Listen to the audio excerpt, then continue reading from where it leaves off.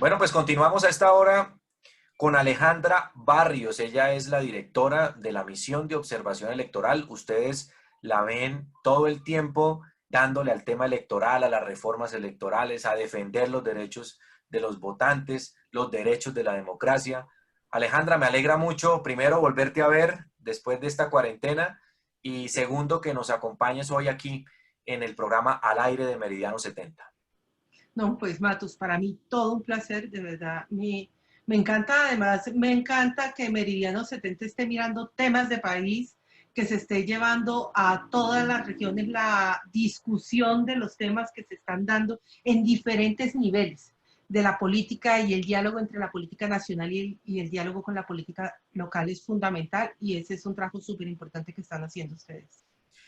Alejandra, entrando en materia, ¿qué es lo que está pasando? Porque se está hablando de una reforma al código electoral, algunas reformas a todo este tema electoral. El gobierno radicó un texto en el Congreso. ¿Usted nos podría explicar de qué se trata este proyecto? ¿Cuál es la necesidad de ese proyecto? ¿Qué contiene ese proyecto?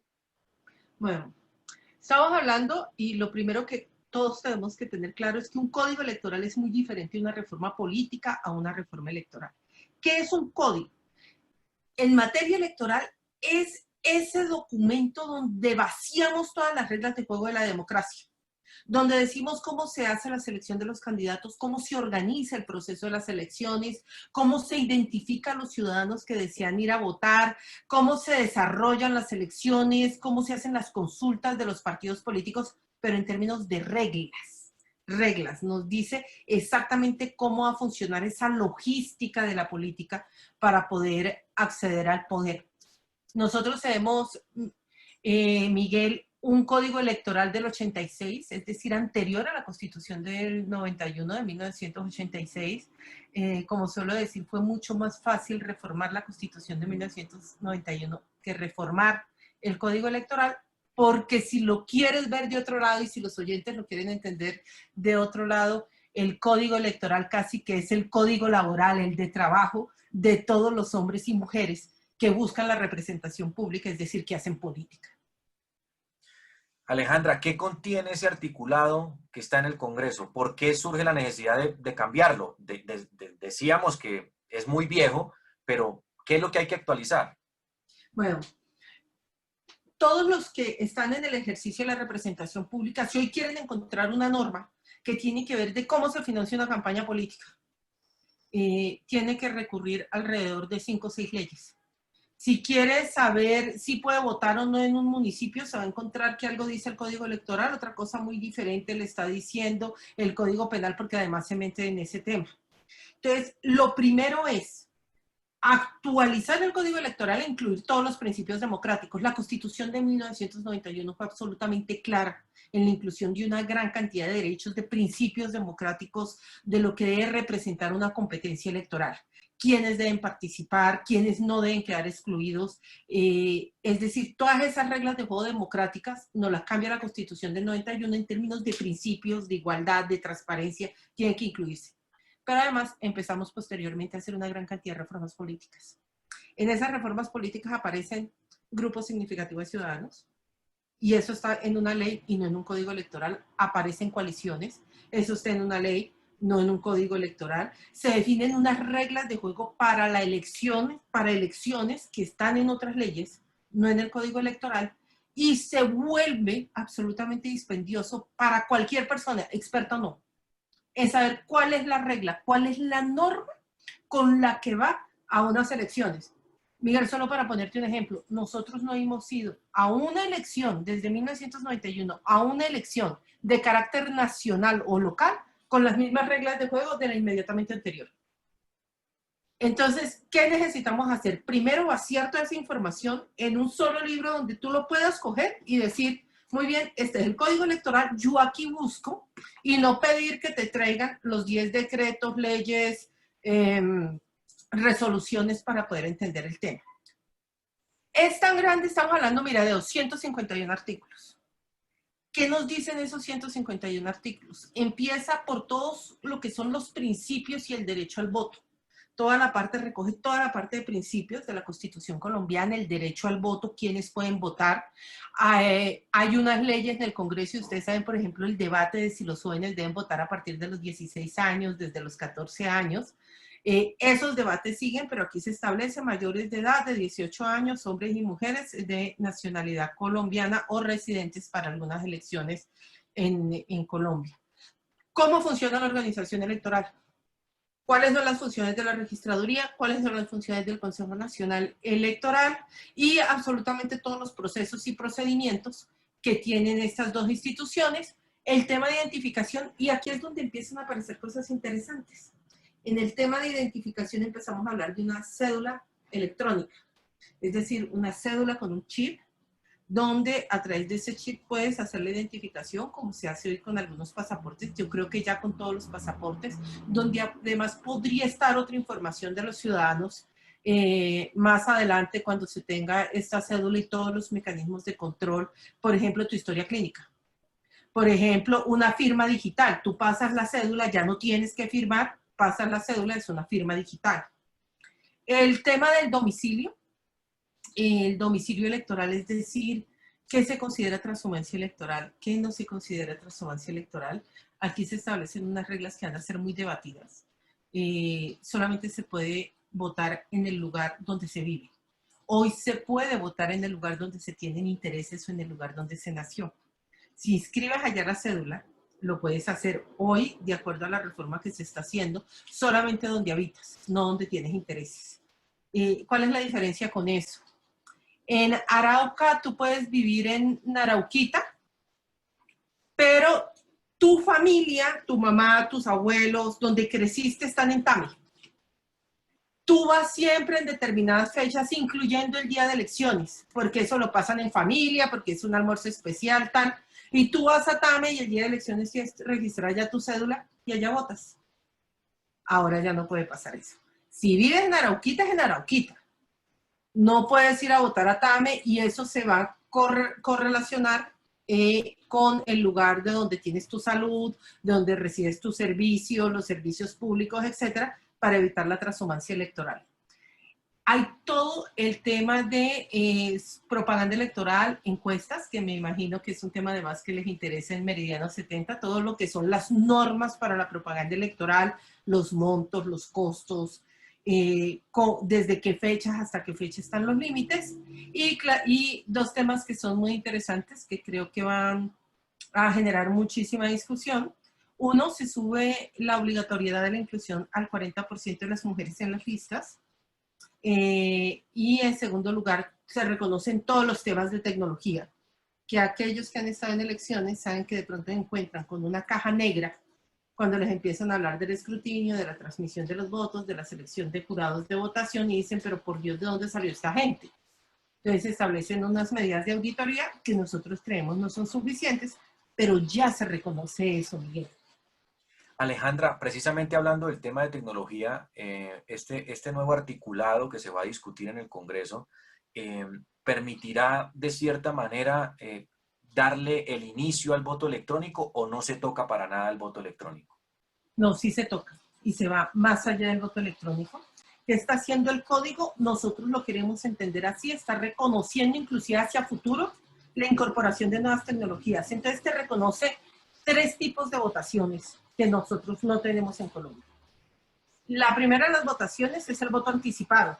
¿Qué es el voto anticipado? Si estás en Europa, si estás en Estados Unidos, antes de las elecciones te llega toda la información que tú tienes, tú puedes marcar el voto, no necesitas ir a ningún consulado, a ninguna embajada, lo pones por correo y acá se guarda y el día de elecciones se hace el escrutinio. ¿Eso qué implica? Unos desarrollos de seguridad, porque creo que tanto tú como yo diríamos, ¿sí? No me digas. Es decir, si no hay unos temas de confianza de cuál es el papel de los jurados, de los partidos, etcétera, pero se incorpora como una posibilidad. Y hay otros 2. Voto electrónico, que es muy diferente al voto virtual. El voto electrónico es la maquinita. Una máquina, nosotros le explicamos como una máquina boba, donde encuentro ahí el tarjetón, digo por quién votar, por el señor o la señora Pepa Pérez, voto por Pepa Pérez de este partido, me sale el voto impreso, no que Alejandra Barrios votó por Pepa Pérez, sino mi voto sale impreso y yo lo deposito en una urna. Lo que me da en la urna debe ser exactamente lo mismo que me da cuando yo le dé el enter de resultados a la máquina boba, al computador bobo. Ese es muy interesante en el sentido en que nosotros tenemos muchos problemas de lectoescritura, de dificultades en los conteos de los votos. Vos que conoces muy bien en el ejercicio de las campañas electorales los problemas que tienen los diferentes candidatos y partidos cuando encuentran que en una mesa el E14 les dice que tenían 21 votos y resulta que cuando ven el otro E14 de Claveros no eran 21 sino 12 y se supone que es el mismo documento pero no son copias idénticas. Con eso se solucionaría. Ese también está planteado como una posibilidad futuro. Tiene una cantidad de temas que hay que resolver y es la propiedad de quién, quiénes lo manejan, cómo se custodia, cómo se audita, pero digamos, como idea está en el código y el voto virtual. Es decir, estás ahí sentado donde estás, donde yo estoy sentada en mi casa, hoy es día de elecciones, me imagino pongo un código, entro a una página especial, pongo un código como si fuera a hacer una transacción bancaria con mecanismos de seguridad y digo que quiero votar por la señora Isabel Méndez. No hay tecnología que logre hoy garantizar la seguridad de este tipo de votaciones, pero nosotros señalamos que es una mirada al futuro interesante mientras no les dé por la loquera o la locura de tratar de implementarlo para el 2022. Alejandra, precisamente eso le iba a preguntar. ¿Cuál es el curso que va a tener este proyecto? Para que la gente entienda, bueno, ya se radicó en el Congreso, ¿qué viene a partir de ahí? Mira, se radicó con mensaje de urgencia. ¿Eso qué significa? Que se van en conjuntas de Senado y Cámara.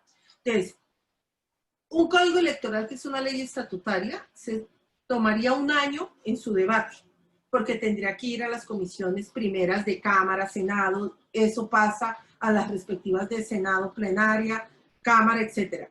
Cuando dices conjuntas, es que hacen el debate las dos comisiones al tiempo. Eso ahorra tiempos. Se está esperando, de acuerdo a quienes presentaron el código, que es el Consejo Nacional Electoral, Registraduría, el Ministerio del Interior, Consejo de Estado, que para diciembre esté, pero pasa por revisión constitucional. Nosotros no vemos, en términos de calendario electoral, empezando el preelectoral el próximo año en el mes de marzo, cómo va a estar listo con un fallo de la Corte Constitucional. Nuestra recomendación permanente es hagan unos artículos transitorios para los temas más importantes, pero esto no se va a alcanzar a tener. Inclusive esos artículos podrían terminar no funcionando porque si la Corte no tiene un fallo, una decisión antes de marzo, que inicia periodo preelectoral, uno no puede dejar en ascuas a los partidos, no puede dejar en ascuas a los candidatos, pero además el calendario electoral entra a funcionar. Una vez empieza el calendario a funcionar, es como cuando tú le das partida a una competencia. Uno no puede volver a los competidores, ya arrancaron. Y eso ya no lo puedes parar. El gobierno es optimista, el Congreso, algunos del Congreso también, pensando que puede estar algunas para 2022. Nosotros creemos que no se va a alcanzar, pero bueno, estamos listos para el trabajo. Yo creo, Alejandra, que el reto, además de sacar adelante este articulado, es también de qué forma se va a vigilar que se cumplan todas esas cosas que se aprueben y de qué manera el país tiene la gallardía, la seriedad, el compromiso democrático para también dejarse regular frente a esos temas, perder algunos miedos, pero también fortalecer algunas instituciones y veedurías ciudadanas, ¿sí? Y organismos como la MOE que puedan estar vigilantes de ese proceso electoral, porque hemos visto sorpresas incluso presencialmente, el carrusel del voto, que yo llevo el tarjetón ya marcado. Entonces, si se hace personalmente, ahora imagínense virtualmente, pero tenemos que apuntarle hacia ese lado. Alejandra, un tema importante es el tema de la ley de garantías. Hemos visto ya hace una semana larga cómo el país se ha volcado a la discusión de eliminar la ley de garantías, esta ley que regula, digamos, todo el tema de contratación en el Estado en época electoral, un año antes de elecciones. ¿Cómo lo ve usted? ¿Cómo lo ve la MOE? ¿Se debe eliminar? ¿No se debe eliminar? No sé, pero creo que ese tema de eliminarla no le cae como muy bien a la MOE. Es terrible, es una decisión terrible. Nosotros preferimos pensar que es una decisión o una propuesta que sale de la no lectura y desconocimiento del contenido de la ley de garantías, porque la ley de garantías surge cuando surge la reelección.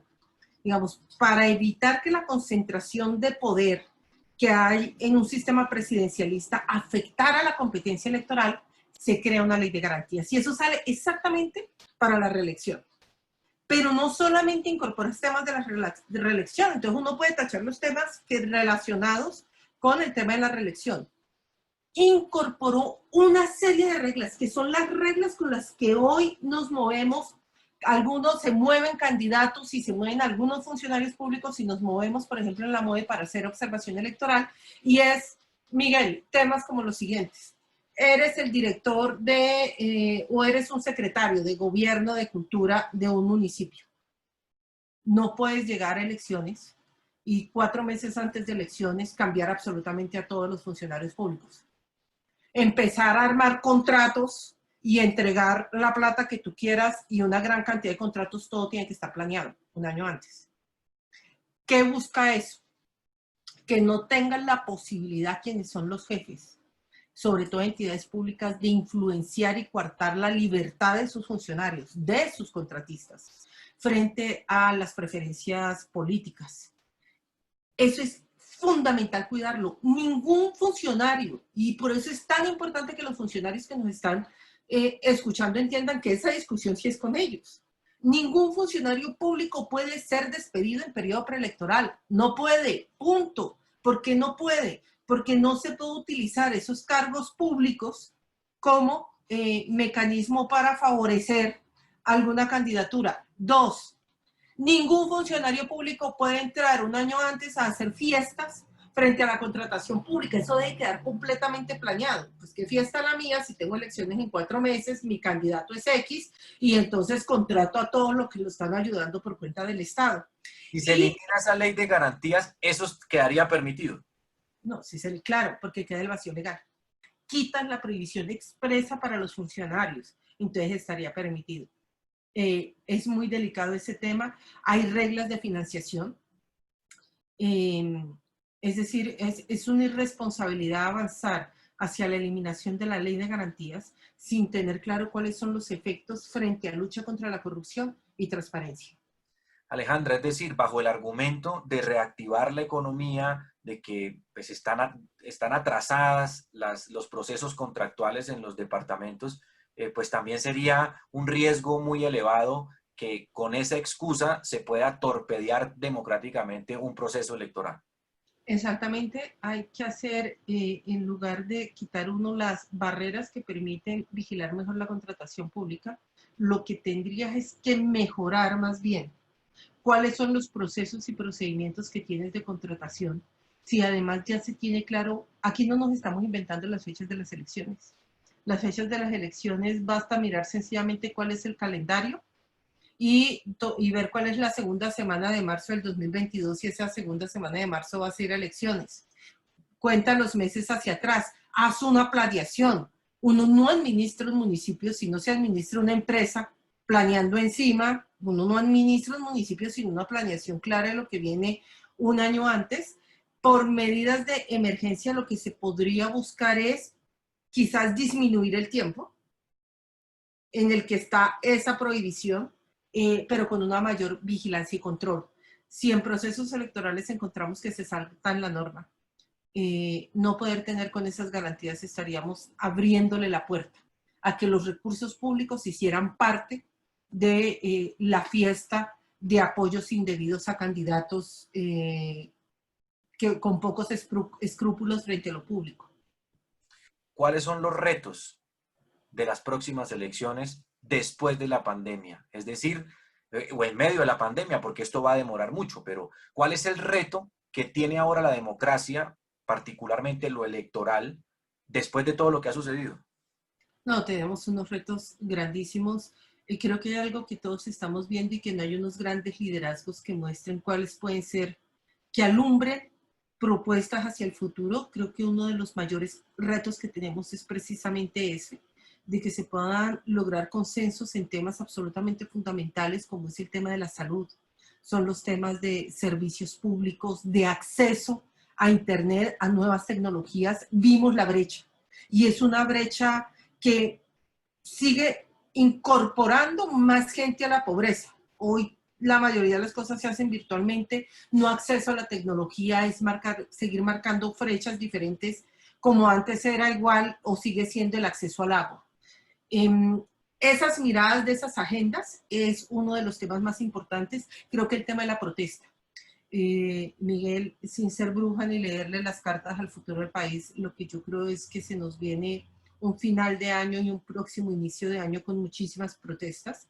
Hay un tema, unos sentimientos muy fuertes de preocupación, llamémoslos así, frente a la pobreza, desempleo, muchas empresas quebradas, restaurantes quebrados, y eso genera, entonces tenemos que poder lograr encauzar la insatisfacción y la protesta pública a través de respuestas efectivas por parte del Estado, y ahí tiene que haber mucha empatía por parte del Congreso de la República de los candidatos, y es algo que no se ha visto.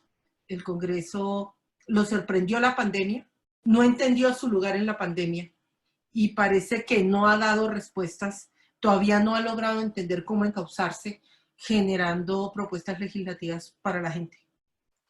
Alejandra, pues le agradecemos mucho su espacio. Gracias, siempre bienvenida al aire de Meridiano 70. La estaremos molestando mucho en época electoral y bueno, ahí nos ha dado una lección acerca de todo este tema electoral. Le agradecemos mucho, Alejandra. No, Miguel, siempre un placer. Te cuento, la próxima semana, el martes, vamos a presentar el informe sobre violencia contra líderes sociales, políticos y comunales. Entonces, cuando así lo consideren ustedes, lo podemos conversar, podemos ver los hallazgos, podemos ver las urgencias, pero también las propuestas. Un departamento como Arauca merece también hablar de y mirar a sus líderes a los ojos, porque nuestros líderes políticos, sociales y comunales ameritan ser acompañados. Un datico de adelanto. Un datico de adelanto. Disminuye la violencia contra líderes sociales y políticos en el periodo más duro de la restricción de salidas por pandemia, pero se termina ese mes y medio y parece que nos hubiéramos enloquecido en términos de respeto a los derechos humanos y a los liderazgos locales. Estaremos entonces muy atentos, Alejandra, a ese informe. Muchísimas gracias de nuevo y feliz sábado. Muchísimas gracias y lo mismo, feliz sábado.